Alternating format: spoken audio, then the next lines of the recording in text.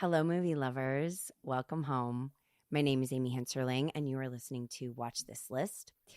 I tried to think of creative alternative titles instead of calling this My Dinner with Andre, and I thought of My Hour with Lowe. What do you think of that, Lowe? I thought My Dinner with Amy. Yeah, but we're not eating dinner. You're right. See, I was like, lunch with Lowe, that kind of has a nice ring to it, except for like we're not eating on camera. Yeah. So I think hour with Lowe. My Hour with Lowe. My Hour with Amy. Yeah. Well, well, you better. Can't say that. I can say that. Yeah, you can say that because I'm the my in my. Okay. Yeah. Well, welcome everyone. We're going to be covering My Dinner with Andre.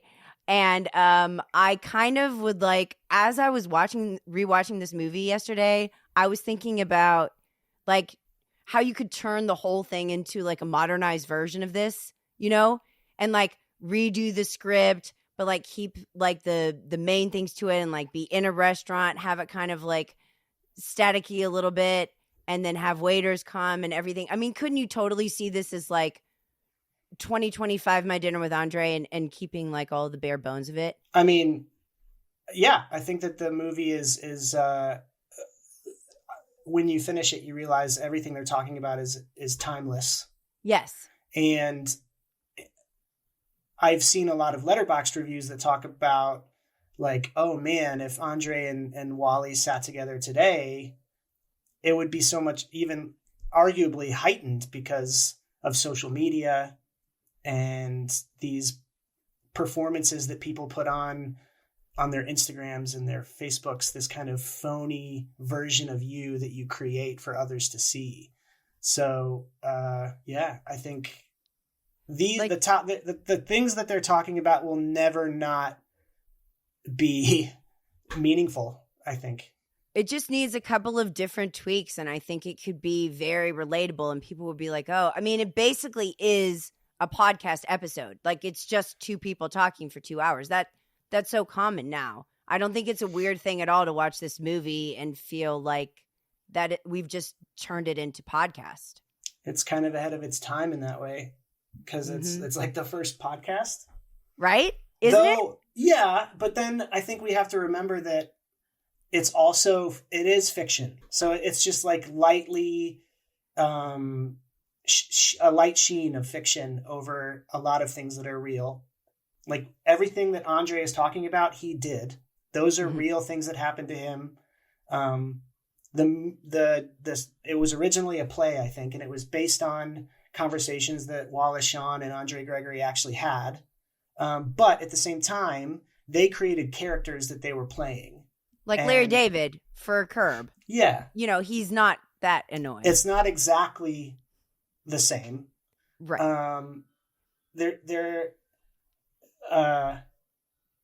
exploring aspects of themselves, but it's not the full picture. And then also, I think that there's a third character in the movie, and it's the camera. I think like Louis Malle, the filmmaker, almost has opinions about these two people that you can glean from the way he focuses on the waiter in the background. That sort of thing. And the mirrors and everything. Oh, totally. I thought it was interesting because Ebert's review said that he had a Q&A with both of them afterwards, and he said, if you could change anything, what would you change? And they said that they would play each other instead of playing like that. Wallace Shawn would play Andre Gregory, and Andre Gregory would play Wallace Shawn, because they said it's a little bit too close to reality, that they felt that was throwing people off and making it actually seem unscripted when it is scripted. So they kind of wanted it to feel more scripted than it was, oddly, which I think is interesting. Yeah. I'd love to see. I wish they'd made two versions of the movie that you could watch back to back. That reminds me of, did you ever hear about the Broadway production of True West, Sam Shepard's True West, where it was Philip Seymour Hoffman and John C. Reilly playing brothers, and every night they switched roles? Wow. Yeah. I wish I could have seen that. I mean, it was like 2000. I was 12 years old. So. Well, but that means they knew the whole thing. I mean, that's another thing. It's like, how cool is it that you would know someone's entire part as you're playing the other part? That's kind of wild. Yeah, I think more than a podcast to me, it feels like it's a filmed play. And I think they probably had done it so many times that, you know, they could switch it up if they wanted to, basically. I think podcast only in terms of like the ideas. Well, the format of like, we are recording a 2-hour conversation that is just a conversation. That's what makes me think of that, where it wouldn't be that odd if you're like, oh, we're going to watch a movie right now where two people just talk about life for 2 hours. Then I feel like somebody would be like a podcast, like, you know, like that doesn't seem so foreign as it probably did in 1981. They're probably like, we're going to watch a movie with two people talking for 2 hours. That's a little weird. Yeah, and now it's almost become its own subgenre of indie, where at least once a year there's a movie of two people having a dinner together, talking about, or like walking around, like, you know, it's the Before trilogy. Oh, in totally. A lot of ways. That's true. Yeah. Yeah. Well, before we actually delve into a conversation about the conversation, I have a little bit of an Andre story to tell you. It's not long, but when he was talking about the Little Prince, that whole part, I have something that happened to me with this. So I'm right now prepping for a Bergman episode with Hutch, and the movie I watched before my dinner with Andre was Autumn Sonata. Okay. And then, so I watch Autumn Sonata. I wasn't really crazy about it, but that's another thing. And then the next day, I'm starting my dinner with Andre, and Wally says to him that the reason that he's come to chat with him is because his friend saw him sobbing in an alley after watching Autumn Sonata. Okay. So. Yeah, so you felt like it was a little bit serendipitous, or like fate almost. Well, then when he tells his story later into the movie about the Little Prince and how he found the book and how he felt that it was meant for him, I was like, I literally just watched Autumn Sonata yesterday, had no idea that Bergman was even mentioned, and then that was the movie that led him to talk to him. It's kind of crazy. But you weren't weeping the way that Andre was. No, I was not. Well, I was weeping that it was still going. You know, okay, so this isn't about that, but I read your your winter, is it Winter Light? Yeah, that was so great. You love that one, but you don't like Autumn Sonata as much? No, it's just I'm so the opposite. Wow, it's so melodramatic. Like the girl is disabled. Her son drowns at the age of 4. Her mother made her have an abortion. There's way, way, way too many like tragic devices in it. It annoyed me so much that he just kept throwing in new things, and I was like, come on, man. But that's another movie where they're talking the whole time, though. True. Yeah. Not a real time movie, but I mean, all Bergman movies are people talking all the time. Well, that was the second thing I was going to say, was that this was perfect timing for that, because that's all I've been watching is just people having conversations about relationships and the meaning of life. Yeah. What is your favorite Bergman? Do you have one? Probably Persona, just because it's like a psychological horror film and it looks so great. But I actually don't really like Ingmar Bergman movies very much. And I think Winter Light, is it Winter Light? Yes. First Reformed. Kind of represents everything I have problems with, because his movies are so bleak and there's no levity. And I know life is hard, and like I need a little bit of humor if you're going to go that intense. And I think I just end his movies and I'm like, God, you're so miserable, Ingmar. You're so miserable. And he's working it out. Everything that you're talking about is worth talking about and has value. But watching his movies, I can't imagine watching them back to back the way you are, because they're so miserable. Well, one thing I will say, I think they quoted him at the beginning of the movie, Andre did, where he said, the Bergman said, I can live in my art, but not in my life. So that was actually the first thing I wanted to touch on with you. What do you think about, because you are a very creative person. You've made short films with your brother, and you've written and acted. And like, how do you feel about that statement? I can live in my art, but not in my life. Like I can't relate to it, I don't think. Okay. Because I honestly feel like I don't live in my art enough. I think for a lot of personal reasons, I haven't been able to, and also just financial reasons, I haven't been able to collaborate with people on art the way I'd like to. It's hard. I know so many people who want to be an artist, but have to work on work at a restaurant or work as a secretary or do all these things because they can't. Everyone moves to New York City to be an artist, and only a few get paid for it. And so many of my friends when I lived there were all just working jobs, and then luckily I'm editing, but I'm not editing content that I find value in. I'm editing fluff. I'm editing social media videos for corporations that I churn out, and each one is the same.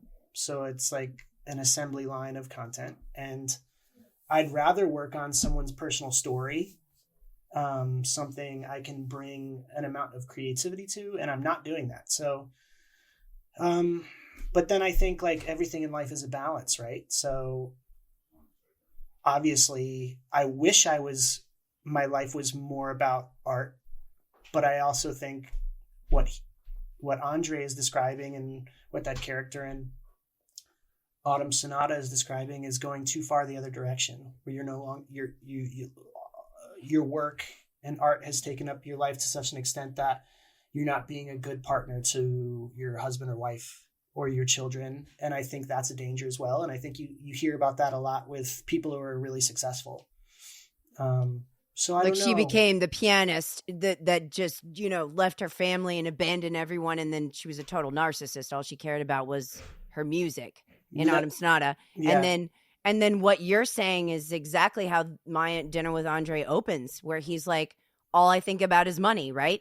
Like, I'm doing these jobs for money and I'm trying to get money so that I can live, so that I can make the art that I actually want. So it is literally the conundrum that he begins with. Yeah. I mean, I of the two characters, I feel much more like a Wally than an Andre. You texted me yesterday that you feel a little bit more like an Andre, which should make this fun. But when I was a little kid, I daydreamed about being a filmmaker, being a rock star, being a secret agent. And now, as a 36-year-old, I daydream about buying a home. And I daydream about like being able to financially support my loved ones without ever worrying about money. And I think about money all the time, and it consumes my life, and it brings me a lot of anxiety, as it does for, I think, the majority of Americans, or really human beings on this planet. Yeah. So I relate to Wally very much, sort of struggling through the muck of everyday living and not being able to be as creative as you'd like.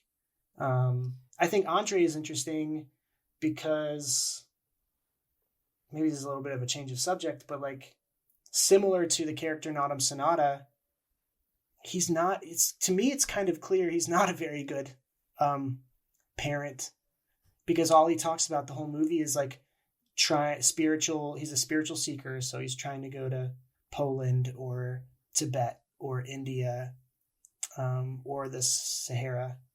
And I just kept thinking, like, what about your kids, man? What about your wife? You're clearly your very patient wife. Yeah. I think it's interesting because if he were like in this conversation, I can hear in my mind him saying that he can't be a good father or a good husband without finding himself first. Like that personhood or authenticity or purpose has to be found by the individual on an individual level. And then otherwise, what do they call it? Like you're living mechanically, right? Mm-hmm. You're on autopilot, you're asleep. They have tons of this kind of verbiage in the film of like, well, what is a good husband? What is a good father? If I don't do these things, then I'm just acting in the role of good father, good husband, but I'm not actually there because I don't know myself. So I would imagine that would be the argument. I know exactly where you're coming from, where it's like, this guy is just narcissist, and, you know, who knows if he even does these things and finds himself. What if he doesn't? I don't think he does. He clearly, Right. like, he talks about going to the Sahara and being dissatisfied. Right. He was searching for something, but he didn't find it. And I don't think he's a narcissist. I think he's so incredibly privileged. Clearly he has the money to do these things. And he just desperately wants to find whatever he wants to find. I don't know. He keeps saying in the movie he's searching for something, and he never says what that thing is. And sometimes it's hard to put to words, but it's meaning or purpose or joy or whatever it is, God, the universe. But like, I guess my argument, if he was on this podcast and he argued that he would need to go do that, I would say, and then he kind of brings it up at the end of the movie almost, but like, why do you need to travel to these faraway places to find yourself? Why can't you try to put things into practice? Because if Wally brings up that like the world, the reality is the same everywhere you go. And so like, what makes Mount Everest a more special place than the cigar shop? And I totally agree with that. And I think he's not a narcissist, but he's selfish because he thinks he needs to leave his family to go find God or find purpose. While I think maybe there's a way to be a little bit responsible for the people you've brought into the world and still search for meaning and not necessarily have to run off to the other side of the planet to do it. Yeah. Okay. So Victor's review of this is actually, I made a note after I read it that he said these are kind of the links that privileged people have to go to be uncomfortable. So what he is, when he goes to these far away, far off places that put him in extreme situations, like being buried alive, having to write his last will and testament, going with like a Japanese monk guy and like having meals where nobody says anything. He's in these very odd situations, not just foreign, but like strange. And I liked Victor's assessment of like, that's what it takes for someone who is comfortable to be uncomfortable, like to almost shock their system out of complacency. Yeah. So it's like, if you could do that at the cigar shop, if you could do that at home, great, go ahead. But like, I think part of the argument here is that what it would take for us to shed our perceptions of reality is quite intense. And like, maybe we don't know, maybe the goal is to do that in your ordinary life, but like, we don't know how to do that very easily. Sure. I mean, I think for every strong thought I have about, or an opinion I have about Andre, when I start voicing it, there's a part of my brain that says, well, yeah, but also like, I understand why he's doing it as well. So like, what was I going to say? Like, I feel like, I admire what he's trying to do. And I find a lot of truth in what he's saying. But then I also think, I'm feeling a little, I'm getting over a cold right now. I know you wrote about that in your review, so I'm a little bit like, I'm coming out of a fugue state. That's good. Yeah. Well, I just watched Hour of the Wolf, so I am too. That whole movie's about madness and insomnia. Yeah. So we're kind of, well, and also, Lowe, I mean, I think that I know your defense very well because I feel that as a responsible person, it's not a small thing to want to pay your bills and buy a house and live in a way that you are of service to others. I don't think that you're wrong at all. I don't. And it's just more like, maybe it comes down to like the definition of living, because that's what you were saying at the very beginning. Like, what does it mean to live? Like when you said you feel like you live more in your actual life than you do in your creative life, maybe the answer is somewhere in like, what do we define as really living, really being a human being, like they talk about at the end? Can you quantify that in any kind of way? Yeah, I rewatching the movie, I think sort of if you had to simplify it to sort of one statement of what the movie is actually about or what they're both trying to explore is like how to really live, how to really be alive and not live mechanically and not get sort of distracted by comfort Your electric blanket. convenience and the electric blanket, which is basically our cell phones now, right? Right. And I think it's trying to find ways to like truly be present the way that they Conscious. are and like really listen to each other. Like it seems like Wally hasn't been present and hasn't been listening and has been going through the motions, just like they describe all these other people who are sleepwalking, right? Yeah, when they're talking about tasting and eating, like conscious tasting, conscious eating, mm-hmm. you know, like when he's talking about that meal that lasts 2 hours, yeah, where every bite you actually, you know, savor. He has a question later on that where he's like, what is sustenance? What is it that makes us feel whole? You know, and I think all these things are, as I'm literally like talking about the movie and watching the movie, I become more aware of where I am, of the chair, of, you know, what's going on inside of me. What am I thinking?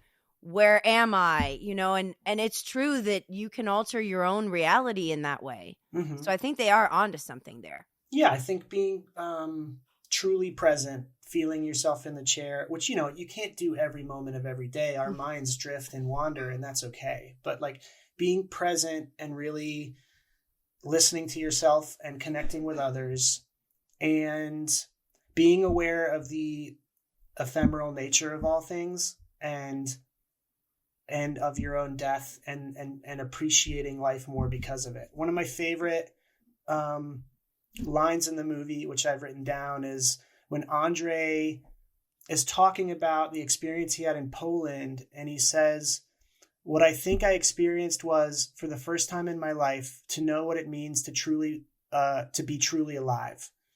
Now that's very frightening because with that comes an immediate awareness of death because they go hand in hand. You know, that kind of impulse that led to Walt Whitman, that led to Leaves of Grass. You know, that feeling of being connected to everything means to also be connected to death, and that's pretty scary. And I think I pull my phone out every time I am in the line at the bank. Every moment I could sit quietly with myself, I find a way to distract myself, and I'm both distracting myself from the boredom of just being like standing or sitting around, but I'm also like, I'm not dealing with a lot of stuff that's going on inside of me, and I'm not thinking about my own life, and I'm finding ways to distract myself from the things I'm afraid of. I think one of those things being death. We've talked about death on podcasts a few times, but I'm no more enlightened than I was last time, and in some ways maybe I've taken some backward steps. Like life's been really hard the last year, so I wake up in the morning and the first thing I do is I start scrolling on Instagram or something, and I'm trying to stop that. You know, I'd rather sit with myself for a while. Therapy helps a lot, but I watched this movie and I was like, wow, they're really hitting the nail on the head about like the ways we become robotic, the ways we perform rather than be ourselves.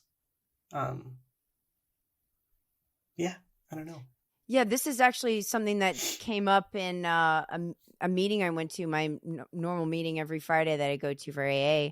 Like we were talking about step 11, sought through prayer and meditation to make, what is it? Sought through prayer and meditation to make conscious contact with God. Like you basically are trying to get to a point where you are conscious with whatever your higher power is, whatever that is. And people went all around the room and we're talking about like how they start their day, how they end their day, like praying, like help me or thank you, like when it's over, making gratitude lists. Like these are all things that we kind of like hear about. And even Andre says this, like he says, there's a line he says that's like prayer liberates the chains, that every action should be a prayer. And he talks about like sacramental living too. in the film. Making things a sacrament, being aware of how sacred things are, like life is. And, you know, it's kind of like until these things are put into actual practice, they're kind of like they just sound nice. But when you actually wake up in the morning and say a prayer, or you actually are like conscious of your thoughts throughout the day, or you're having conversations with people who are conscious about their thoughts throughout the day, it actually does change your life. It's just to me at least, it's like, how do you bridge the gap or the distance between self-knowledge, like I know that I'm supposed to do all these things, and like practice? Like that, to me, that's the bridge there that's like hard to gap, because you almost have to put practical things into your life to make sure that you even do things that you want to be automatic someday. I think it's like working out. I think it's like, you know, if I am going to the gym and I'm running 3 or 4 days a week, eventually it becomes routine and it's easier to do, and you're feeling better. And then if you stop running and then you try to run, or you think about running 2 weeks later, you're like, I don't know. Yeah. Like you really just have to put things into practice, and then they become routine, I think. And I'm certainly aware that I need to put into practice, like plugging my phone up at night in the other room so I don't look at it first thing in the morning, that sort of thing.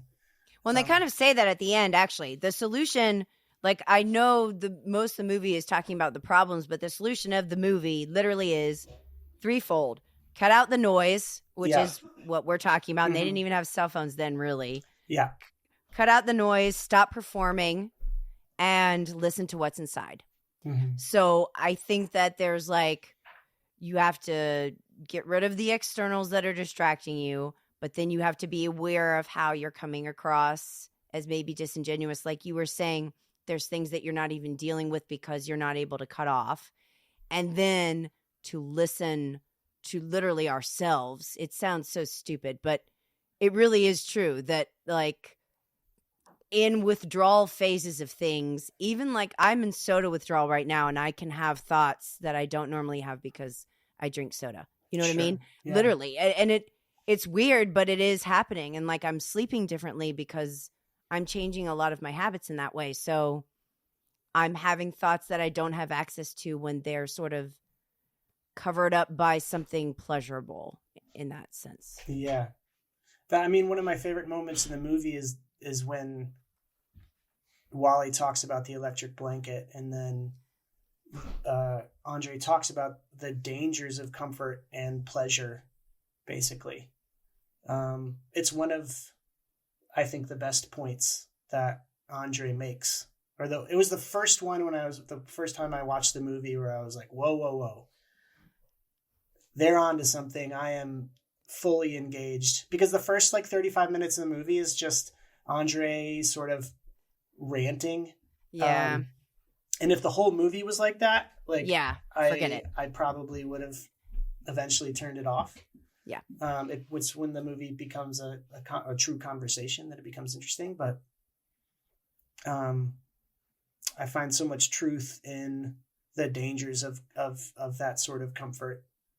But then he also talks at the end about like the value of self-forgetting, because he says, you know, because he talks about like having a sexual experience where you forget everything, you know, where you have a moment of like your brain doesn't think about what's going on. You're not worried anymore. There's no anxiety. And he was like, how do we want that?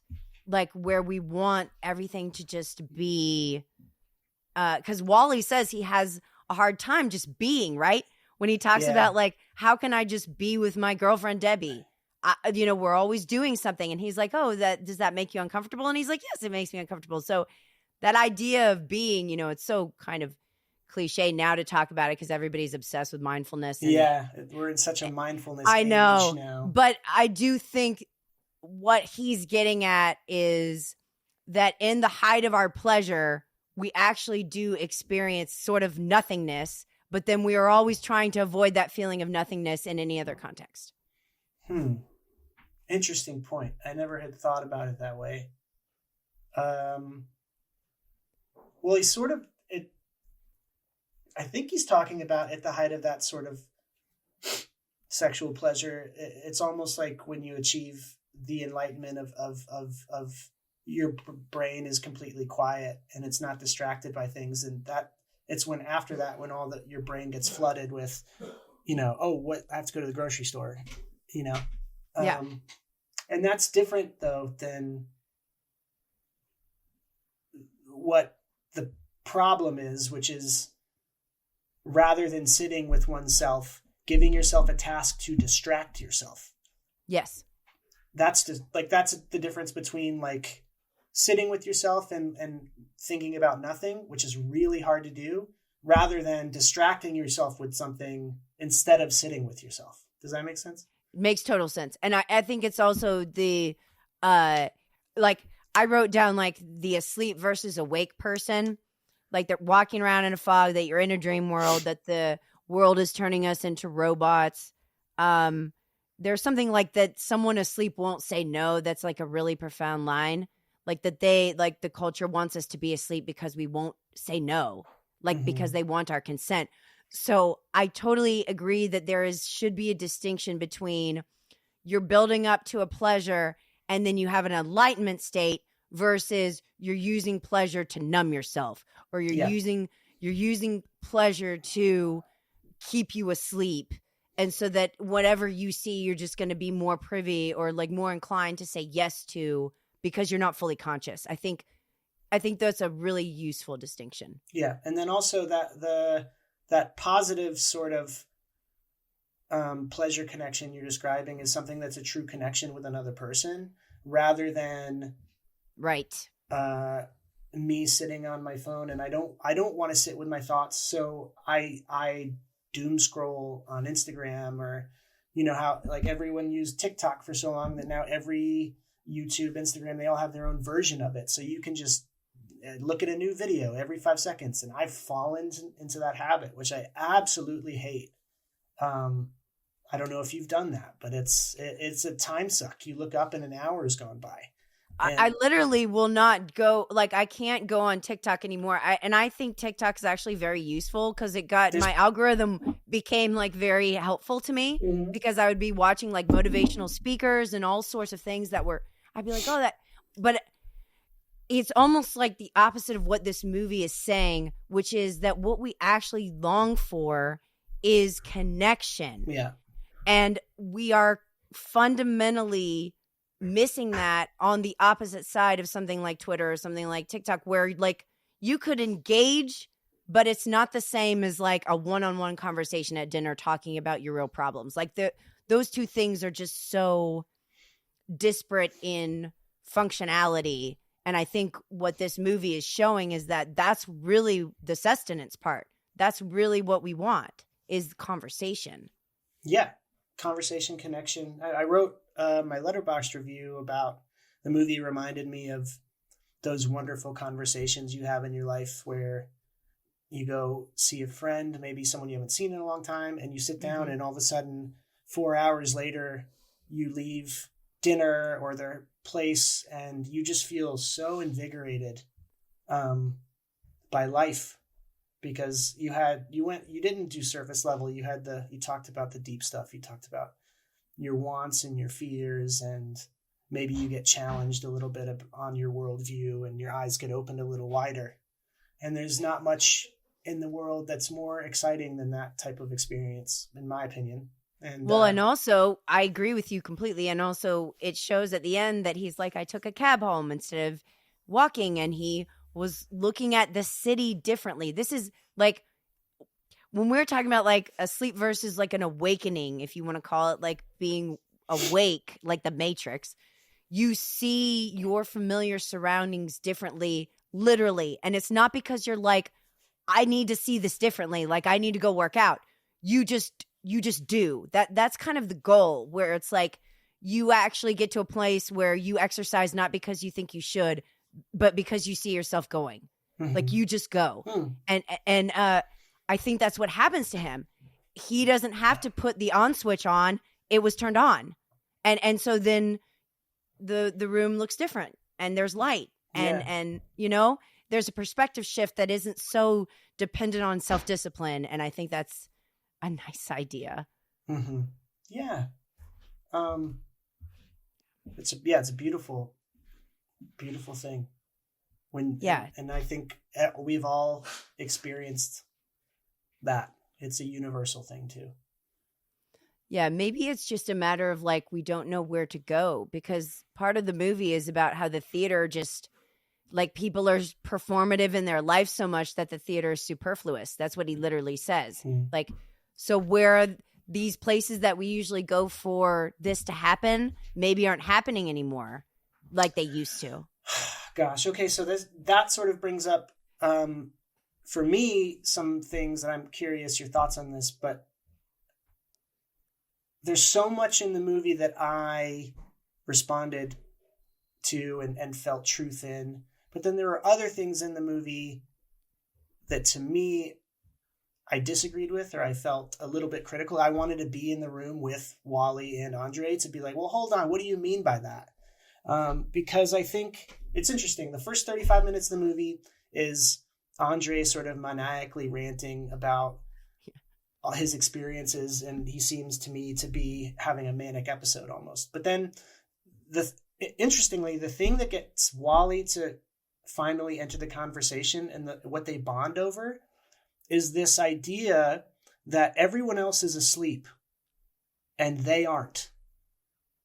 And I think that's kind of a dangerous way of thinking, and also a little bit cynical and unempathetic.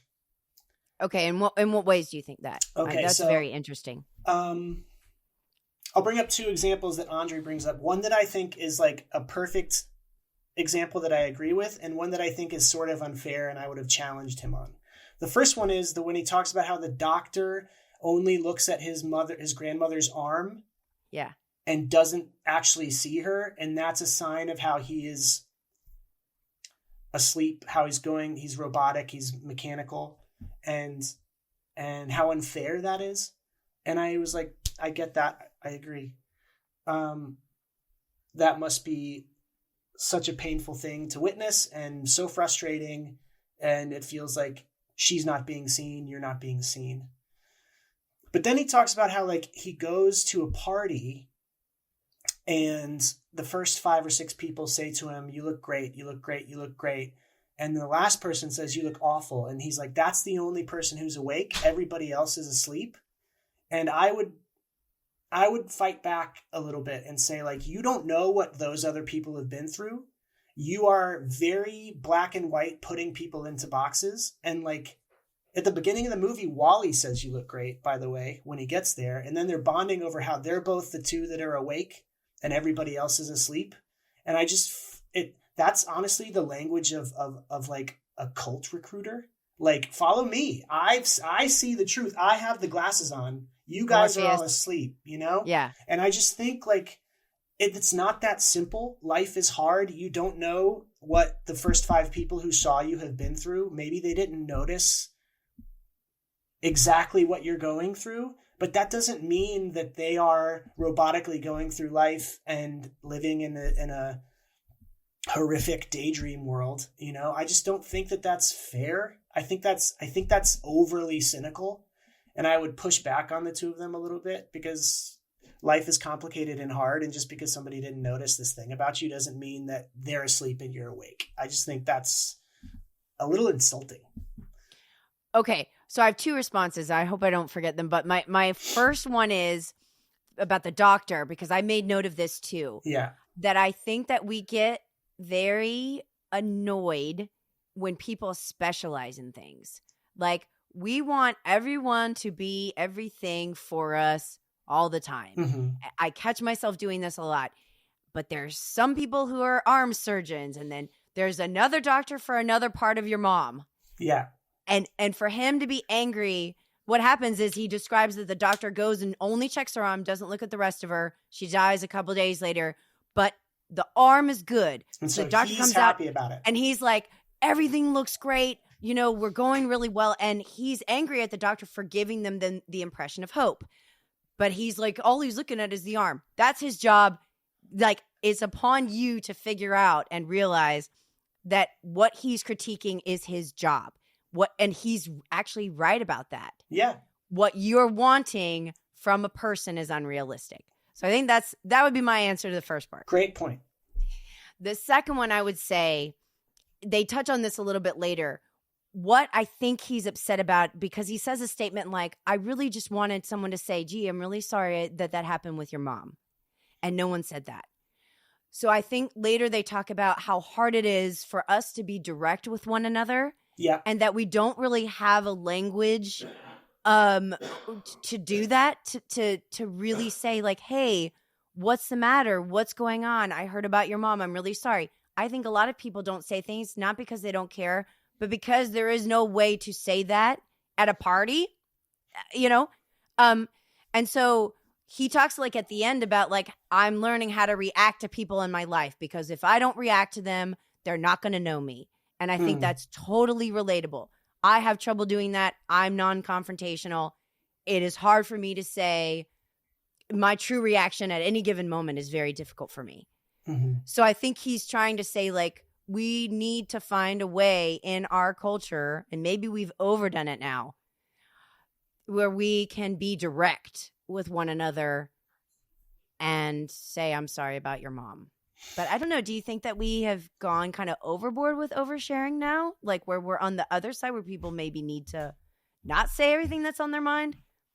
I don't know. What do you think?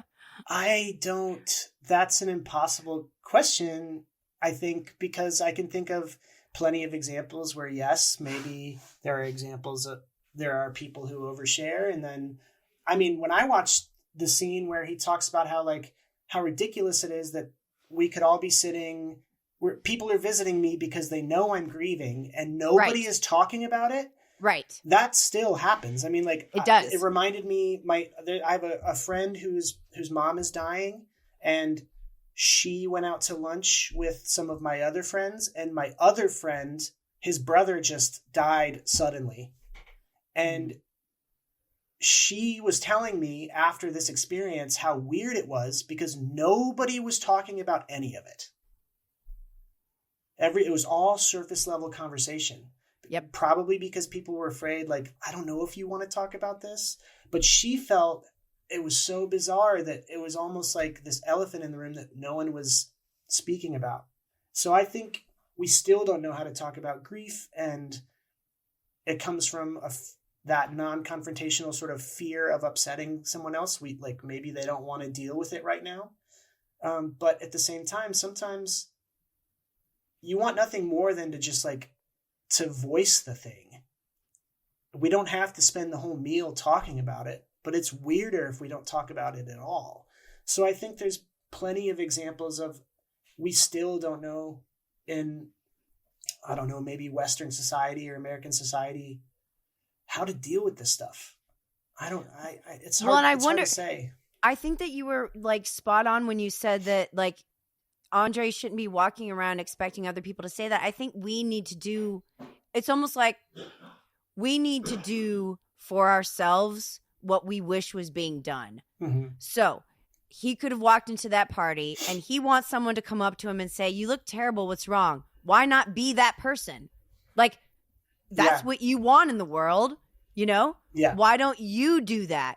You go up to somebody and be like, hey, what's really going on with you? I want to have a personal conversation. And then you be that person that brings up your mom. All this waiting for other people to meet needs that end up don't being met because we don't say we need them is a little bit misguided. On top of that, saying that those people are sleepwalking because of it is, to me, it's insensitive. And it's everyone's life is just as complicated and rich as everybody else's. And layered and confusing and difficult. So when Andre and Wally are sort of both bonding about how all these other people are the problem, to me, and I think the movie's almost a little bit aware of, I don't think the movie is necessarily saying these guys have the truth down. I think the way that they use the camera to show the waiters sort of seeing how ridiculous they are being, or specifically Andre. I think the movie's almost a third character that like is taking some of the things they say with a grain of salt, as well as there's a lot of wisdom being said too. But that's the beauty of it. We're human. Like, I think Andre is both self-aware and unaware at the same time in a lot of ways. And I think that Wally is a deeply negative person. Like I read an interview with Wallace Shawn where he said, and this is one of the things, like, this isn't just sort of, even though these are conversations they've really had and they're playing themselves, versions of themselves, it is still fiction because they wrote this script together. And Wallace Shawn said, Wally is everything about me that I don't like. And I took that to mean, you know, Wally is controlled by fear. In a way that I think Wallace Shawn is aware of and trying to work on. When you bring up, you reminded me of the point where he's talking about like omens and how nothing is, there's no like destiny or anything. No, nothing is orchestrated in your life to move you forward. You know, it's kind of like what Herzog thinks, you know, because I was talking about this with Grizzly Man, where it's like there's no magic, you know, there's just, you know, cruelty and there's no like fate, you know. But then Andre has a line that I've heard so many times in my life when talking about God. It's kind of gets old, but he was basically like, what does it matter what you think? If these things, like if somebody believes that it's fate and someone believes that it's science, and in the end it's the exact same phenomena, why is your view of it relevant? But I think what we do is we ascribe, you know, meaning and importance to just our opinion. And that's why Andre kind of comes across as insufferable, right? Because he thinks highly of what he thinks. And it's, and at the end of the day, it's kind of like when things unfold the same way, does it really matter? And like, aren't we kind of way too self-involved? I don't know. I mean, yeah, I to me, they're both contradictions because they're both self-involved and they're both having, in this moment, a really beautiful, selfless, true conversation. I think Andre is both like saying ridiculous things and then fully admitting that the things he's saying are ridiculous. He's like, every feeling I have about Andre, I sort of can argue the opposite one as well. I just think human beings are a well of contradictions. I think he's insufferable and not insufferable at the same time. Right. I love some of the things he says. Some of them I question slightly. It is kind of nice though that like they have an entire conversation without talking about so many things that we probably couldn't get away from today. Like nobody talks about race. No one talks about religion. No one talks about politics. The entire conversation is very like, how do we be still? How do we know ourselves? Who am I? You know, and then recounting all these experiences of maybe this is real. Maybe this is. But it's a pretty like PC free zone, like where they're just not, like they don't bring up topics where people could get angry. Yeah, they say, I mean, for one thing, Andre will not let go of fascism. He's very obsessed with fascism. He talks about it the whole movie. Well, yeah, because he talks about the Jews and concentration camps and stuff. And I'm always like, I hate when he does that because it seems pompous to me. Like he's trying to build up his own worldview by ascribing like weight to it, historical. Yeah, I think it also feels a little bit insincere and like I'm being humble when he's like, I'm kind of fascistic too. And you're like, you don't actually think that. That's an extreme thing to say. Yeah. But it isn't the whole thing. You know what I mean? There's so much of it that's just, I don't know, living day to day. It is, but it's almost like commenting on those things while it doesn't comment on them because all of the struggles they're talking about probably do have to do with like the political times they're in, and their stress about the world, and their worry that things feel like they're falling apart. I feel like they don't exactly say that, but that's sort of what they're talking about. Like, it feels like the world's falling apart around us, and how do we hold on, and how do we get through it? And I think people feel that way more than ever at the moment. Maybe that's just part of being human. Everyone always thinks the world is finally burning in the generation they're living in. But they're not really commenting on stuff, but it's like, it's there. It's like under the surface, I think. I just find it, yeah, I understand what you're saying. Yeah. I find it a relief that it's not about like gender and identity and politics. And I just think that like, it was kind of a nice thing to have it be two guys that are literally talking about like, how do I know myself? Yeah. How do I find quiet? Is there value in like we were talking about at the beginning, doing that selfishly, or just gutting it out? You know, like I was thinking about you a lot in Wally's final monologue, because it's kind of like where I think we talked about this. I think you said Banshees. We were talking about contentment, you know, and Patterson, the movie Patterson. And like, you know, I have this cup of coffee waiting for me, and I can hang out with my girlfriend. And like, why do we need more than that? Why is it necessary to look outside of that? But then the flip side is, you know, is it really okay that he does that? Because then where's the striving? It's the same thing that we, you know. Totally. And that's, again, I think that Wally is a contradiction, because he's both arguing for something beautiful, which is like, why can't you find God in the cigar shop down the corner? Why can't you appreciate the coffee you have in the morning and spending time with your girlfriend? And him and Debbie are still together, by the way. I know. I just looked that up. Which is so lovely. I know. Yeah. But at the same time, he seems like a pretty miserable guy. Like, he's he's arguing for being content with his own life, but he's not doing well.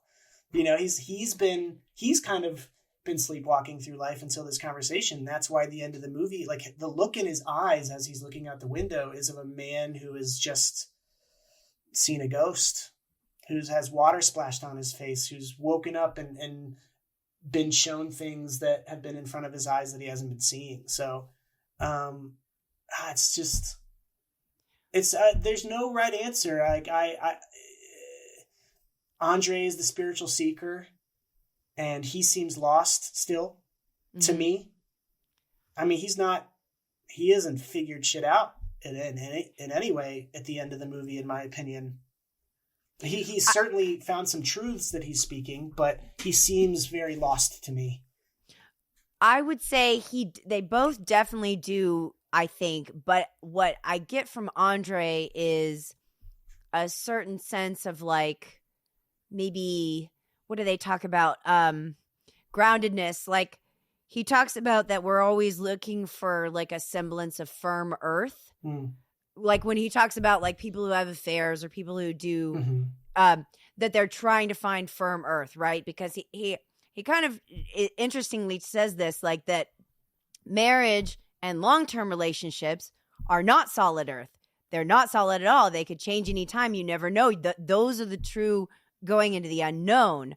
But when you're in manufactured situations that are short-term, it's easier to feel for some reason secure, even though it really is the opposite. You know what I mean?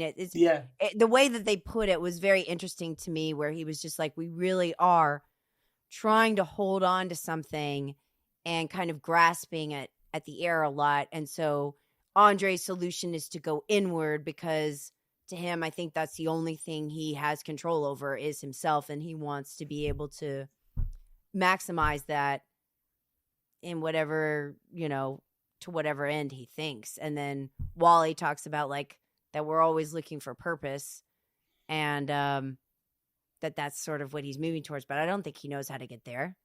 Well, you know, also I think nobody ever really fully knows how to get there. It's a journey until the very end. And I mean, yeah, I love the ending. I love what Andre says about like the real sort of journey. The real unknown is like trying to be present and I don't know, find joy and continue to stay connected with the person that you've been with and your family, rather than having to go have these new experiences and have affairs and things. And Everest, whatever Everest is. Yeah, exactly. Right. And so he's definitely onto something. Yeah. But he has this weird line where he's like saying that he feels that we are the inmates and the guards of our own prisons.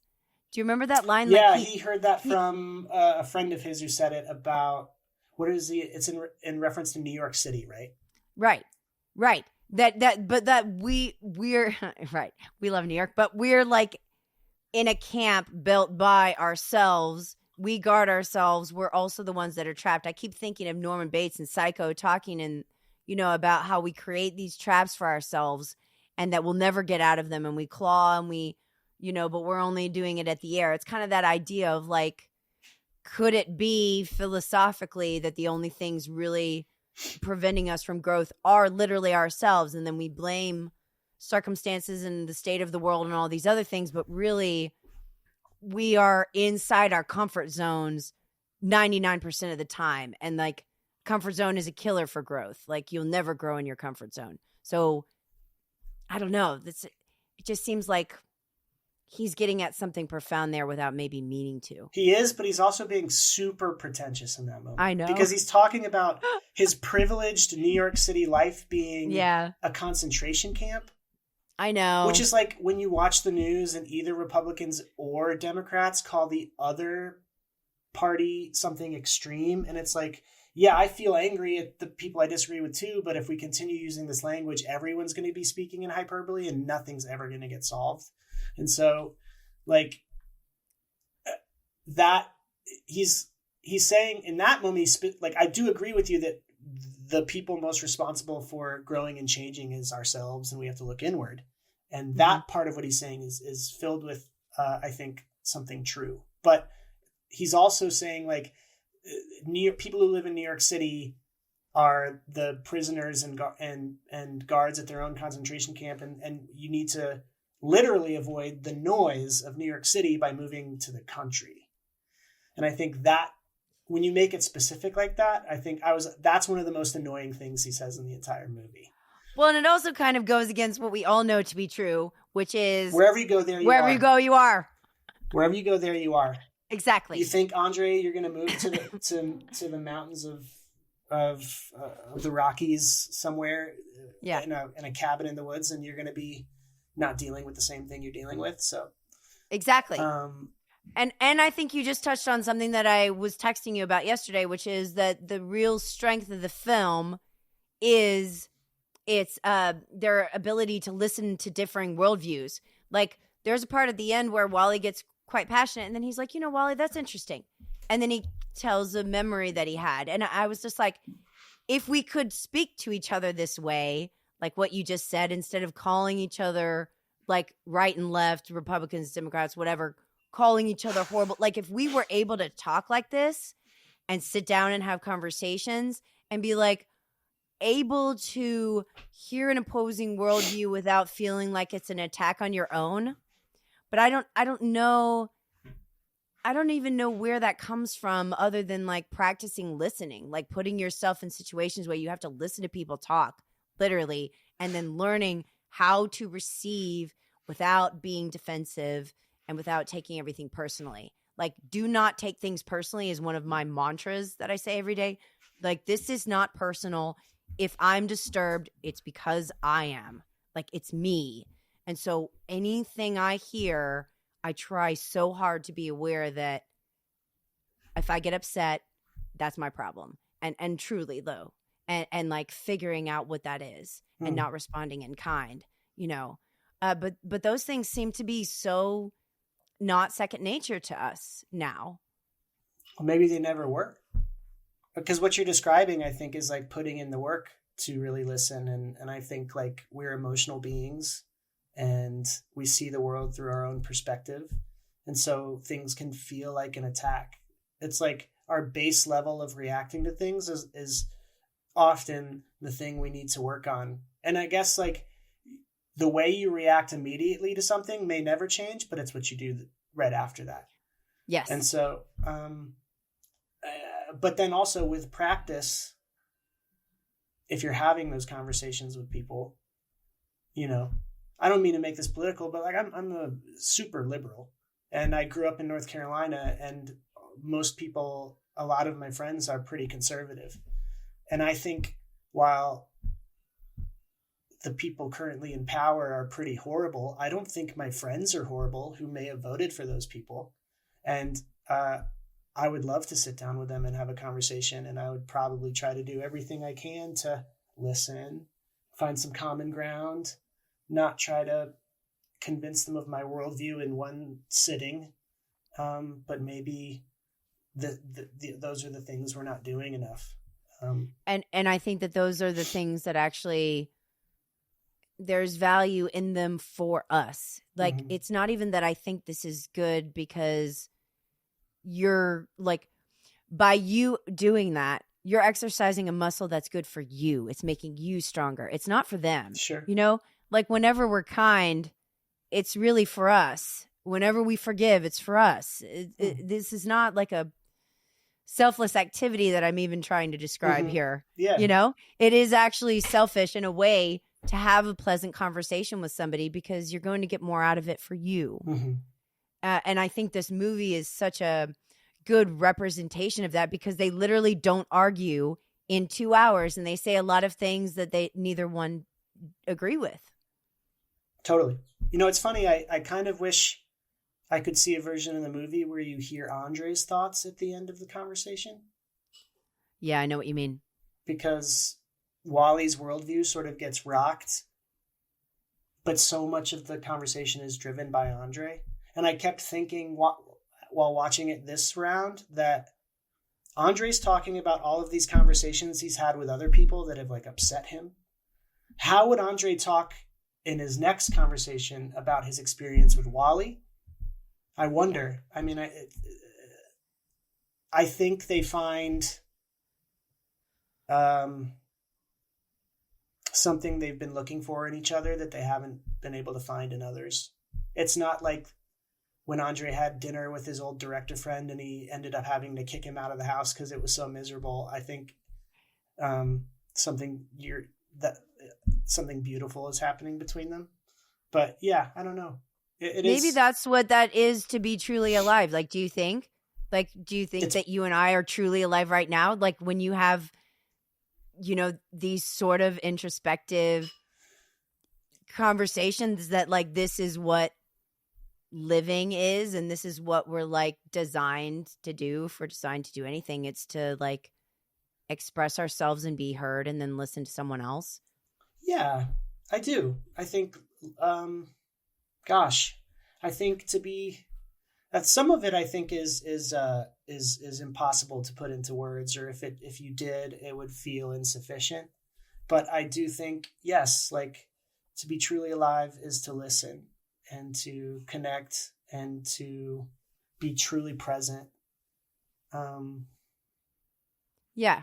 And then if you're yourself or not, who cares? I'm kind of anti-self nowadays, I think, where I'm like, you know, where people are like, well, this isn't me and this is me. I'm just like, who cares who Amy is, you know?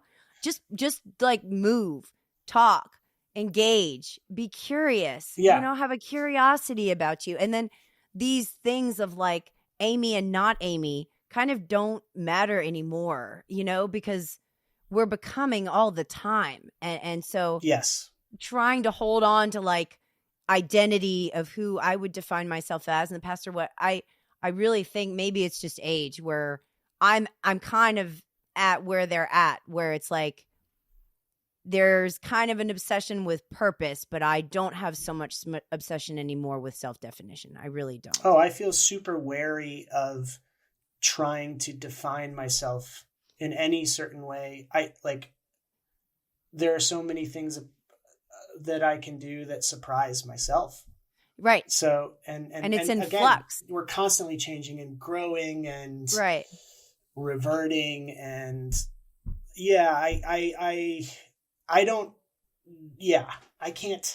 I I don't fully know who I am. I don't know if anyone can truly put that into words in any sort of definable way. So yeah, I 100% agree with you. And sometimes things happen and then you're like, oh, this is who I am. You know, like evil does not exist. Like, I'm not going to spoil the end of that, but like at the end, the guy's like, well, I guess this is who I am. You know, like there's lots of moments in life. It doesn't have to be tragedy necessarily where you have a choice and you see yourself make it, and then you know who you are. Mm-hmm. You know, you almost like in watching your own actions and seeing what you actually do is more informative of who you are than for you to decide something and then put it into action. Yeah, I almost think it's the other way around, you know? Yeah, because you're just creating a narrative, really, and then you're suddenly performing, which is what they're talking about in the movie. Right. So if you say, like, well, the person I am is I'm a straight shooter, you know? That's we'll certainly test it out. Some people are more blunt or straightforward than others, but like there's everything all that when you do something like that, it immediately becomes a simplification. So it's kind of like my brother and I were talking about something like this the other day, and I was saying, you know, there's a friend of mine who, if he had known a certain situation, he'd be like, screw that guy. That guy's such a jerk. And then he does it himself later on. So my brother was like, from now on, I don't ever say screw that guy. I say maybe he had his reasons, or he just sort of, because when you do that, when you're so, this is how I would react in this situation, just be careful, because that situation may happen to you and you may do what that person did. Mm-hmm. So it's like also maybe maturing is recognizing that like we don't need to speak in absolute statements to have character. Yeah. We can give room for maybe we're wrong, and that's not a cop out. That doesn't mean that the values are less firmly held. We're just humble about our own ability to do something. 100%. I think that's probably like, if I was in the room with Wally and Andre, my biggest critique of them are the moments in which it feels like they are pigeonholing others by saying they are this way. They are the sleepwalkers. And I realized my friend I was having dinner with is a horrible person. Well, I don't know. You don't know what that person's going through. And that just shows that like we can never be fully enlightened. They're hitting the nail on the head in a lot of ways, but I also saw them fall into slightly delusional thinking at times, or black and white thinking, I thought. Right. At the same time as making incredibly wise statements about existence and human behavior and what it means to be truly living. It's just a really rich, complicated conversation between two people who aren't fully there, but who is fully there. That's a great note to end on, Lowe. I don't think I can. I'm so glad I rewatched this. I watched it too young and I didn't get it. And How old were you? I think I watched it in 2020. So 5 years ago, but still, sure. I mean, like I'm old now and I was young then. Yeah. But I think that I wasn't at the place in life where I could really hear them. I mean, talk about like, you know, not being able to hear and something's in front of you. I think you have to turn on this movie with like a non-judgmental, not in a hurry lens and let it like maybe talk to you. Like, I think maybe there's a certain arrogance I had before where I was like, what are they talking about? That's stupid. Or, you know, and you just write it off. It's kind of like Drive My Car. What's that director's name? He's so awesome. And I'm blanking out right now. Ryosuke Hamaguchi. Yes. Those movies are like this, where it's an exercise in calming yourself, taking it in, letting it wash over you. Oh yeah. And, so I'm very grateful. Before we end, what brought this to mind? What made you want to do this? Because you brought this to me. Well, no, I think what happened was we were just texting about movies we recently saw. Okay. And I said, I just watched My Dinner with Andre and it knocked me out. And I was explaining a little bit of why. And you were like, well, I didn't really like it as much, but you're making me want to watch it again. And this movie sounds pretty ripe for conversation. Mm-hmm. And so it was actually your idea to do it. But it was because I'm going to always say it's somebody else's. Yeah. But no, like you were like, oh, this sounds like a great podcast and like a great episode of Amy's Progress. And I mean, this movie is literally about like progress for both of them, for everyone watching, just trying to remind yourself what it means to be alive and to live fully and to try to listen and find joy and have perspective and be present and love. And it's about really about kind of all the important things.